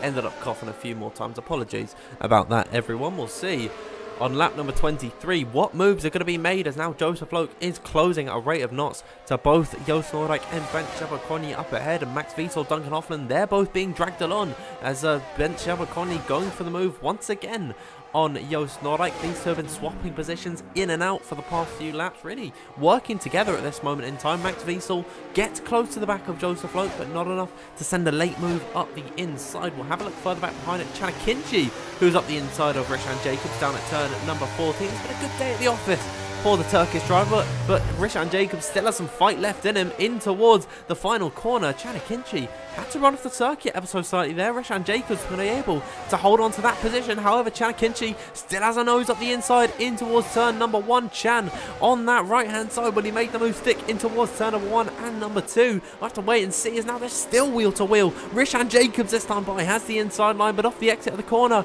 Will the soft tyres work for Chanakinchi? There's contact between the pair of them. Chanakinchi's almost off the circuit, and they're still rubbing wheels as they head in towards the hairpin. It's Chanakinchi up the inside. Rishan Jacobs, will he try and make a switchback move work? Maybe. Doesn't look like it. Chanakinchi is able to make that move stick, but they've sacrificed so much time to the drivers in front, and it was so close, Nathan, to an absolute disaster. Yeah, that I thought was going to be them both, right? Especially when they come out of turn 4. You can see there a lot of fight between those two, and I presume that it turned a little bit personal, didn't it, when they come to the end of that little battle, coming in towards turn 6. And you can see Rishan there just 2/10 behind Chanakinchi. The bad thing for Chan is now he's got a 1.3 second gap to Daniel. He's not going to have rest. Rishan will, so it looks like it's going to be an easy move for Rishan Jacobs to get himself back into P9 as bench Abercrombie yet again takes the lead of the race. And Max Wiesel fighting with Joseph Loke into turn 14, and that is not the type of thing they need in this race, because they're going to lose time. The gap with shortly 4 laps to go is 3.8 seconds. I'm now starting to think, Dan, maybe have Joost and bench just about got this correct. I don't know, Nathan. I really don't know. It's a nail biter at this point. Here's Joseph Loke back around the outside. You can see that he is actually blinking on the ERS light, so he's got no battery whatsoever. It's 11% in his pink power car, and unfortunately that is not going to be enough to challenge bench Abercrombie and Joost Noordijk, especially Joost Noordijk. He's got 73% in his battery. Bench is struggling with the ERS management. He's on 24% at the minute, but Joost Noordijk he's got everything in the back of his car, as now Max Wiesel's on 44%, Duncan Hoffland on 75% as well. This could come down to an ERS battle at the end of this race. We'll have to wait and see how it all works out. We are coming this time by to 3 to go. The gap is 3.3 seconds, so it's going to be very touch and go. Will Joseph Loke, Max Wiesel and Duncan Hoffland be able to catch up to bench Joost and fight for that win? I'm just not sure at this point, Nathan. No, and one driver who might be in the best position for the championship because of this is Mirko Soriano, even though he's not attended. Because if Jack's like this next week, he's most likely not going to score points. Mirko has got about scoring by 13 if Joseph doesn't win. So this could still go to Mirko as Max Wiesel into turn 14 ahead of Joseph Loke. I think they've now come to the point where they don't think they can catch up because they're fighting quite hard. The gap's 3.2 seconds. Yeah, Dan, I think if Bench and Joost can keep it civil on these next 2 laps, 26 to 28, yeah, I think it's been a masterclass of a strategy. We were saying earlier, I don't think they're going to make it work. I don't think anyone else thought it was going to make it work because no one else went for that strategy. It has worked out a treat for them, but those medium tyres definitely going to be feeling a bit shot at this point in the Grand Prix. Max Wiesel, though, not really making any inroads on the pair of them at the front of the order. And we're talking about the championship picture. Jack West out of this Grand Prix, and it's looking like if it's going to be the same next week, he's not going to be scoring any points. He's 13 ahead of Mirko Soriano, which means for Mirko to level the scoring between the pair of them, he's got to get second and the fastest lap. But Nathan, that is not enough to win the title due to the countback rule that we have. So Jack West will still be winning the championship if Mirko Soriano is able to level the points on him, which means next week is a win or nothing for Mirko Soriano if he's there. Joseph Loke has to win today to keep his championship hopes alive, and Nathan, it's not looking likely at this point in the Grand Prix. 8-lap-old softs against 9-lap-old mediums. I don't think that is going to be a fair fight towards the end of the Grand Prix, and with that as well, they're 3 seconds behind the 2 leaders at the minute. So Joseph Loke looking like his championship hopes are running away with him, running away from him at the moment. And in fact, Duncan Hoffler might be rubbing salt into the wounds, because now in towards turn number 14, he'll try and go around the outside of Joseph Loke, who holds that inside line. Joseph is going to go later on the brakes, possibly in towards Max Wiesel. Duncan going to try and make the switchback move work. He's found the gap on his rival tonight. I almost said teammate, due to the fact they're both running their pink cars, but I think Joseph Loke just going to be able to stay ahead for now. But now, Nathan, 2 laps to go. Joost leading ahead of Ben Chabaconyi. So it's a 3.2 second gap. You can see Duncan there looking for him into turn 1, can't do anything. Now Joost and Bent, when are they going to start battling? Because at some point they want to battle for the victory. They've helped each other all race long, and well, at one point they've got to, battle hard, because Bent still wants to win, Joost wants to defend. So that could also be an interesting factor on the last couple of laps of the race. Tomasz Gal into the pit lane, so I believe he might be going for the fastest lap of the Grand Prix. As you come through towards turn 6, you can see there, Joseph Loke very close to the back of Max Wiesel, not close enough yet. Neither is Duncan Hoffland close enough on the back of Joseph Loke. And if these two were teammates in the pink cars, I think it'd be a good outing for those two in today, sitting 4th and 5th. They've had a great race, but yeah, they aren't teammates. Duncan's teammates with Jan Halliday, and Joseph is a reserve, so he isn't teammates with anyone. What? Oh no, his Mercedes now, isn't he? It's 3rd and 4th Max. for the Mercedes drivers. So well done to them today. Yeah, great job. Could have been that last week in Singapore for the real Mercedes team. Let's hope Max Wiesel doesn't repeat George Russell's actions, because that wouldn't be very good at all, would it? Yeah, I mean, I quite like George Russell, but I couldn't help but... yeah, I do quite like him. As now at the front of the order, Ben Chabaconyi getting through on Joost Noordijk once again, and now the final time by. If Joost Noordijk decides to sit in behind, as now Duncan Hoffman fighting it out with Joseph Loke once again in towards turn number 14. Duncan is up the inside and finally does make that move stick. He went around the outside for the last lap move, but now he's gone up the inside. It's managed to stick for him. Looking at the front of the order though, Nathan, Bench is ahead of Joost Noordijk, which means Joost is going to be able to utilise that DRS heading in towards turn number 14. And that's going to be a huge advantage for the Dutchman. Definitely will be, and well, it seems that this race, the soft medium has worked wonders. The medium soft, however, has not worked at all. 1 and 3 for Joseph and Zander at the start of the race. It's now 5 and 6 for these two at the end, and Bench and Joost, I don't believe they was in the best positions. I don't think they was even in the top 5 in qualifying, so to be 1st and 2nd for those two is a great job, and they're coming through in towards, I believe this is turn 7 and 8 now. And the gap's 3.5 tenths. I think this could go Joost Noordijk's away. And maybe, Dan, that prediction from last week, this time will be correct, because I don't think he's done anything to get a penalty this time. No, it's been a very clean race for Joost Noordijk, and actually the rest of the field, no one has got a penalty tonight. So well done, everyone. You get a pat on the back this evening. However, there's still the battle for the lead. Is it going to be Bench? Is it going to be Joost? They're going to dump the battery now. Ben Chabaconyi, he's blinking red at the rear. That means Joost Noordijk knows he's going to be vulnerable. Almost no battery in the back of his car, but now heading in towards turn number 14 for the final time. The overspeed is paramount for Joost Noordijk. He'll go around the outside. He'll breeze on by ahead of Joost Noordijk. Further back behind, Duncan Hoffland is up the inside of Max Wiesel. Now, we'll have a look, try and see, are these moves being made as the camera angles are still terrible. Duncan Hoffland has got ahead of Max Wiesel, but now through the final corner, Joost Noordijk, he lost the win last week in Mexico. However, it's going to go his way in China. He'll capture the victory. It's a second podium on the trot for Ben Jabberconny. Duncan Hoffland rounds out P3. Fourth for Max Wiesel. Joseph Loke, unfortunately, with that fifth place, is out of the championship hunt. For some reason, Xander Van Dyken has apparently retired. He's crossed the line, though. He is safe in this race. Same for Valentino Labella. I'm not sure what's happened there, but that is going to completely ruin the classifications. But nevertheless, that brings us to the end of this race. Joost Noordijk and Ben Jabberconny winning this race, the pair of them, on the soft to the mediums. I didn't think it was going to work, Nathan. I didn't either, but they tried it last week. It didn't work fully. Well, it didn't work for Benz, but it did slightly work for Joost Noordijk. They try it again this week, and for both of them, it worked perfectly. And I think even though Benz wanted to get a win, I think he's still happy with the P2, and we'll see shortly where he began the race, because I forgot where he began the race. I don't think he was that too high up, though, in the qualification results. Have a little look now. When Ben Jabberconny started P8, yeah. So great. And for me, he's my driver of the day. What about you, Dan? Who are you going to go for? I'll go with Joost Noordijk then, the winner of this race. Maybe it's a bit boring, but I'm happy that he got the win.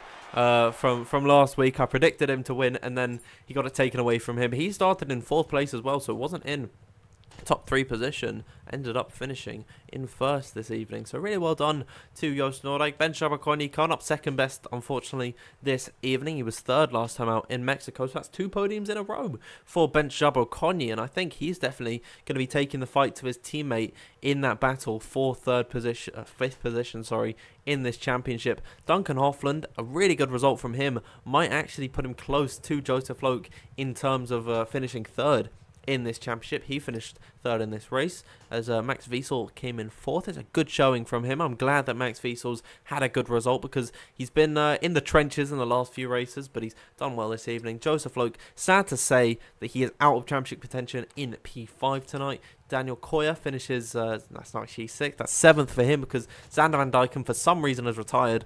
He finished 6th, 7th for Daniel Koya, 8th for Rishan Jacobs, 9th for Shimon Lakomsky. Rounding out the top 10 then would be Chanakinchi. I think Valentino Labella was in there somewhere at some point. I'm not too sure, if I'm completely honest. We'll get the full classification at some point, Nathan. But one thing we do know, Joost Noordijk wins this race.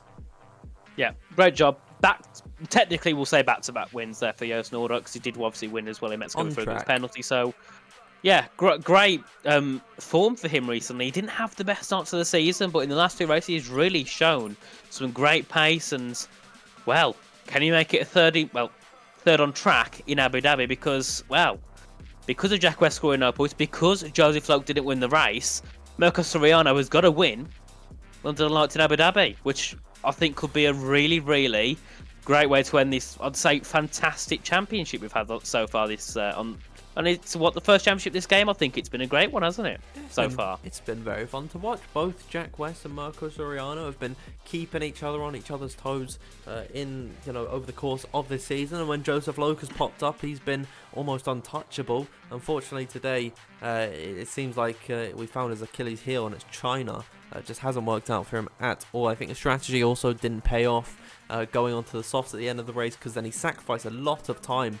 stretching out that medium stint, when I think it would have just been best maybe for him to go to the hards towards the end of the Grand Prix, because we didn't see anyone on a set of the hard compound tyres at the end of this race. So what would have been different if we saw that? Who knows? But yeah, Joseph Loke, sad to see that he's out of the championship contention this evening, which means it's going to be a 2-car fight between Mirko Soriano and Jack West, and it might be a bit of an anticlimactic ending due to the fact that Mirko has struggled in recent weeks, especially in qualifying. He's been able to make it up in the race, and Jack West is without his proper pedals, so it might be a bit anticlimactic. However, if Mirko has a sudden burst of pace, who knows what could happen?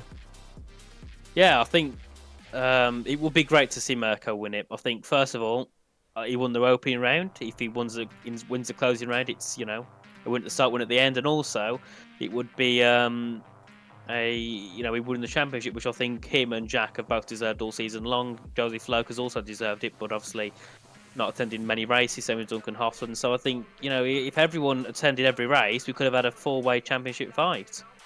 I mean, maybe for next season 35 of PSGL. It's weird to say, Nathan, that season 35 is potentially on the horizon in the next few months or whatever. I mean, once we hit season 36, Nathan, that will be my 10th season commentating in PSGL, which is so weird that it's been this long. But I'm thoroughly enjoying this championship. The passion for this league has not died for me whatsoever. I'm really looking forward to the finale. I'm going to bring us over prematurely to the interview room. I'm not too sure if we've actually got anyone in the box. All of them. We've got all of them. Wow, we've got all three podium sitters in the commentary box. We'll drag them all in now, and we will talk first to Duncan Hoffman. Duncan, can you hear me? I can hear you, Dan. Okay, so coming into this race, you were the race winner from Mexico after a penalty to Joost. How did that help your confidence coming into China today? It helped quite a bit, especially on my banker lap, as I got the fastest lap time, of course. Yeah, I mean, you got the pace 2 wins now in the season, so that helped absolutely to get a good performance today. Yeah, and of course, coming into this race, I believe you started on the hard compounder tyres, if I wasn't mistaken. And what sort of guided you to pick that strategy today? Well, usually hard medium is the best strategy on every track, and I didn't exactly know what the best was to do, so I just went for hards, and I mean it was a good strategy. Just unfortunate that we couldn't use Joseph as much when he was on softs, because he was below 10% already when he got past us, so he couldn't close the gap anymore. So unfortunately, it was just about not enough, but it was still good to get a P3.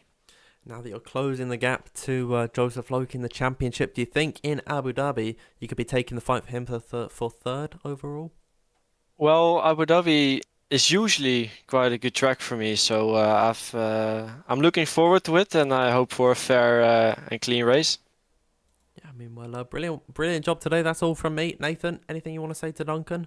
I've got no questions, but yet again, great race, Duncan. Obviously, consistently now on the podium. Do you think maybe if you was there every race, you could have been fighting with Jack and Mirko? No, we never know. I mean, it were good tracks. The one I missed, the 3 tracks I missed. So we never know. It is what it is. I think I could have fought for it, but for now, still getting good results. So nothing to complain about. Yeah, maybe next season then. But anyway, yeah, that's all from me.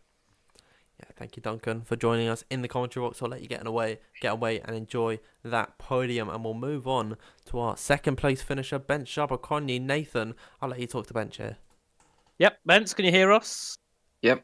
Good evening. So, yeah, again, great race. Trying the soft to medium strategy again. This time, it worked out a lot better than last week. Did you think you could have took P2 with such a good margin on those on that soft to medium strategy? Yeah, I mean, firstly, thanks to Timbo and Janusz, who engineered us once again after last week. Their strategy worked brilliant once again, as you saw. Yeah, I mean, it's been a race of good management and great strategy, and I think me and Joost, we both did our best at it, and yeah, I mean, that was the key for a 1-2 finish, and yeah, congrats to him as well. He did an amazing job both quali and race, so shame for his penalty. He, if I'm honest, he deserves it. So, yep. And obviously, next week off to Abu Dhabi. Do you think that's a track that you could hopefully try and get another podium at again? Haven't driven too much, so don't know exactly. But last game, it was one of my best tracks, so hoping for another good result. Yeah, and yeah, that's all from me for you, Benz. Anything from you, Dan? No questions from me, Bench, but really well done in this race today, and we hope to see you. You've now got 2 podiums on the trot. Hopefully, next time out, it could be 3 in a row for you. Yep, hopefully. Right, thank you for joining us, and we'll move on to our race winner, Joost Noordijk. Can you hear me? Yes, I can hear you.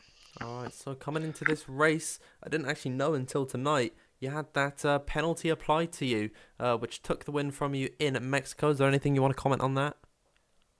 Nah, I think it's unlucky, but yeah, we move on. Yeah, and coming into this one, you were very, I'd say risky to start on the soft and then go to the mediums. How did you decide on that strategy there? I think the last two races on Arabia, I tried it as well, but safety car came out on the worst timing ever. And previous week, it happened again with the safety car. But I think both weeks we could end like I could end P1 or P2 or something, if we were together like good. But this time there was no safety car, and I think pace-wise was really good. And I knew I had a 5-second penalty for this race, so I had to take a little bit of risk in my strategy and hopefully could drive away. And yeah, 5 second penalty. Did you have a penalty in this race? yeah, I had not good enough of footage for my Oh previous no. incident, so I got a 5 second for this one. So I Oh, ended, I think, in P5 or something. wait, you have one for this race as well as last? Yes. Oh. So both races might be one get away from me, but No. yeah. Oh, that's gut wrenching. Oh, I'm not a fan of that at all. I think you deserve both of them. Ah, I've word with Connor. I'll try and swing it in your favour. Yeah, but yeah, it is what it is. I'm just happy to see myself in P1 again because it was quite hard last few weeks to get it with the pace and deliver on the good time. But I think now I'm back on my good pace, and yeah, with the penalties, I'm still very happy that I'm back on the good pace. Well, Abu Dhabi next week. I mean, you've won twice on a circuit in these last two Grand Prix. Are you gonna win there? I quite like Abu Dhabi with the new track layout, and so yeah, I'm gonna try same as today and previous week. So hopefully this time without any penalties. Yeah, hopefully. I didn't I know can that. stay. That's so unfair. I mean, unfortunate to see that you got that penalty, and we should have made a note of that really. So I think that's a lack of preparation on both mine and Nathan's parts. Apologies there for thinking you got the win, but hey, next week in Abu Dhabi could be the one for you. Yeah. I mean, Yes. that's all from me. Nathan, anything you want to say to Joost here? Nothing much apart from hopefully next week you can actually get a victory and you get to keep the P1. Yeah, hopefully. All right, thank you guys. No worries. Have a good one. Thank you. Alright, Bye. well, that's a plot twist ending to the end of this stream. Again. Again, I didn't know. That's twice now because we found out today. That's twice now, essentially in the same stream that we found out that Joost has got a penalty. That's so unfortunate, honestly. That I mean, it's a bit of an interesting rule there. I think that if you don't have the correct footage for the previous race, then it's gonna lose you. It's gonna cost you in the next one. I'm not too sure if that's really the most fair thing in the world, but hey, if that's That in the against rule the book, Stewards. well, if it's in the rule book, then it's in the rule book. I can't really argue with that, but I think it's a bit of an interesting one, to be completely honest. Hopefully, no one's going to have an issue with that next week and into the next season of PSGL season 35 very soon. But we do have one more round. Abu Dhabi, Nathan. Well, it's a great track. It's delivered many championships in the past, obviously IRL since since like 2012, I think. Or even before that, it's delivered the finale. So it's great to have it as a finale for this season. For me, I like to relate a lot to Real F1, and I just think it's, it has that same sentiment of Abu Dhabi being the final race of the season. So obviously, there's a lot to come next race. Obviously, Jack West would like to get himself the championship. He needs to be, I believe it's a bit different to before. I think he needs to only get he only needs to outscore Merkel by 3 points. Merkel needs to win. Joseph would also like another win to end it off, and also Joseph would like an actual win on and off track. So yeah, there's a lot to play for. A lot of drivers wanting to get different things in that final race. So I think we're in for a really, really entertaining race. And Mirko hopefully gets himself, if he races, into the top 4, top 5. Could be a very interesting end into the championship. Yeah, it's a real shame that Joost Noorlek lost out on that penalty, but nevertheless, hey, we're gonna keep on trucking in this season. And yeah, Abu Dhabi being the real-life Formula 1 finale, I think it's a bit weird. It was 2009, then 2010. And then I think it took 2 years off for Brazil to be the finale again. So in 2011 and 12. Then I think it went back to Abu Dhabi in 2013. Or maybe it was still Brazil. I think it was Abu Dhabi. Then 2014, it was definitely with that stupid double points finale thing. And yeah, it's been the finale ever since. Double points finale? I think so. In season 14, 2014, I'm pretty sure I had a double points finale. Oh. And yeah, it was scrapped after that, which was good to see.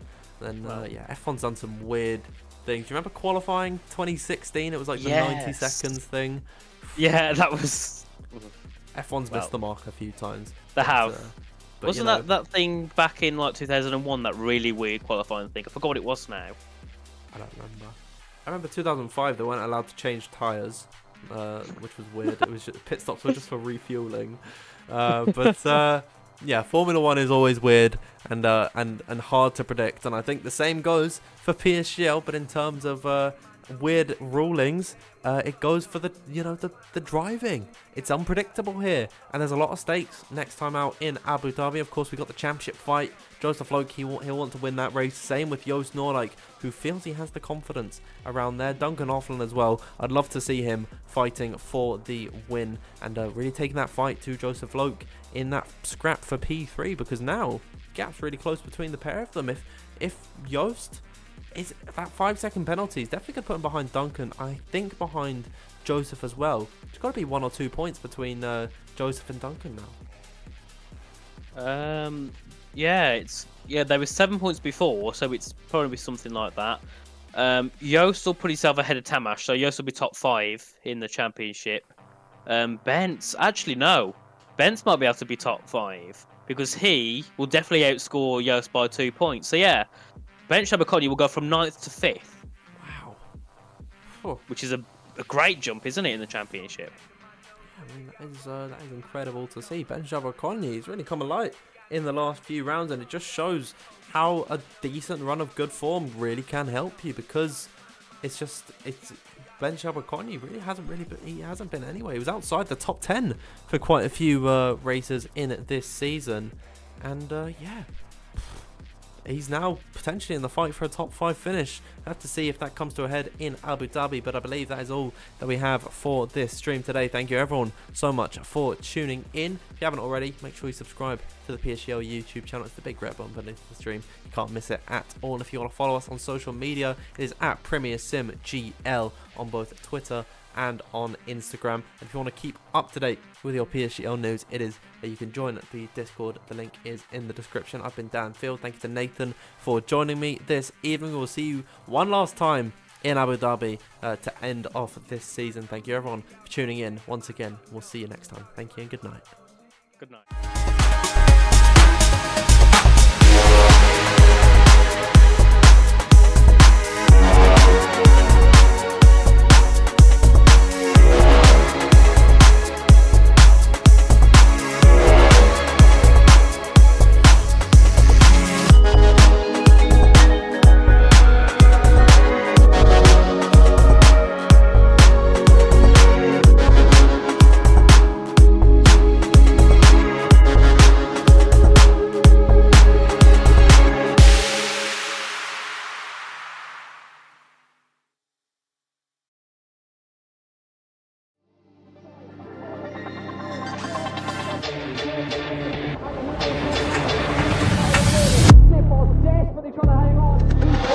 He's got the inside, all here is through, on the left-hand side, hooks the apex, gets on the power nicely, and that is job done. Jarno Opmeer now, to the last couple of corners now, his finest drive, his greatest drive, and he's done it at the Circuit of the Americas. He returns to the top step of the podium. Once again, the ghost is back. Jarno Opmeer wins the US Grand Prix in a stunning Grand Prix.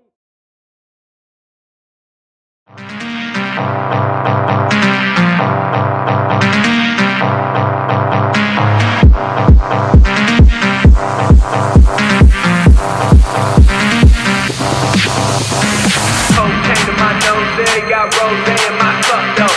Started climbing my pole, she got me locked in on cup though. Cocaine in my nose, yeah,